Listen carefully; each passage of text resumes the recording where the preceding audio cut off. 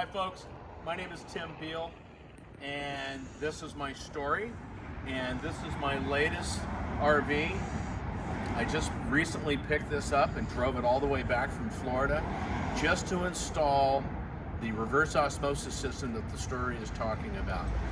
Let's take a look inside. This is a 1985 Bluebird Wanderlust. It is in incredible shape, that's why I bought it. And we've got a nice tight little space that our reverse osmosis system, the WOW RO50, fits nice and neatly in.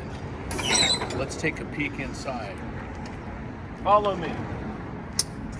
Watch your step, Mr. Cameraman.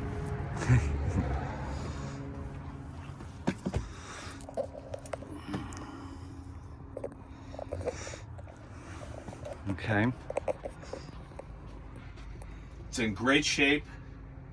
I had to buy it. But more importantly, the onboard pumping system or water system in this RV was perfect for this, as most current coaches are today. They've got pressure and volume, and that is what is necessary for a WOW system. Let's swing the camera right along in here. Let's exchange places here. We have the faucet up here, and we've got an excellent flow of water. This is pure water. This is coming from the storage reservoir with that nasty polyethylene flavored water that is no longer, because the reverse osmosis system actually removes all of that and any other nasty items coming from groundwater or city water or the tank water. Okay, now what we've done here is we've identified a couple of different waste streams. Reverse osmosis does require waste, so we have the supply line going to the system right here, which we call the feed line. Okay, this is coming from the onboard system. When I switch to shore water, it automatically takes place in the coach, and this would be shore water, but right now we have pump water coming from our storage reservoir, and it feeds the system over here. This here is, we have 3 different types of drain.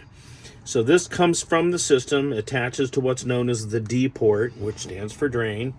This is here, says yard water. I have the ability of, when I'm parked in a campground or some place like that, I can turn the waste on and just run it directly through the base of the coach and attach it to a longer hose and run it over to a nice little plant or a tree or something. That's if they don't have drain systems and we're not hooked up to a drain in a campground. This goes to the fresh water tank, so I would turn this off and then divert the flow to the fresh water tank if I'm boondocking and I'm trying to preserve my my fresh water.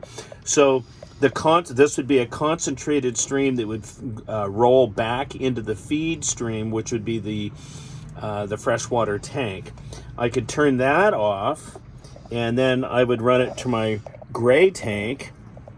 And if I'm in a campground and I'm not hooked up to a drain line, then I would run it to my gray tank. And then when I left the campground, then I would drain my gray tank and my black water tank. So there's 3 different connections. And so right now I'm just running it to the yard. And so if we can swing it around, this machine fits in the tightest of places. As you can see, the cameraman has got this I mean, the base of this is the base there is a leak detection automatic shutoff. So I mean, it fit perfectly in the space, and I didn't have to modify anything to get it in there. And that's the complete machine right there. And this is a WOW RO50. You can find this system at topperwater.com. topperwater.com. Okay, that's it for now. Until the next video, I'm signing off. My name is Tim Beal. I'm the proud owner of this product. Thank you.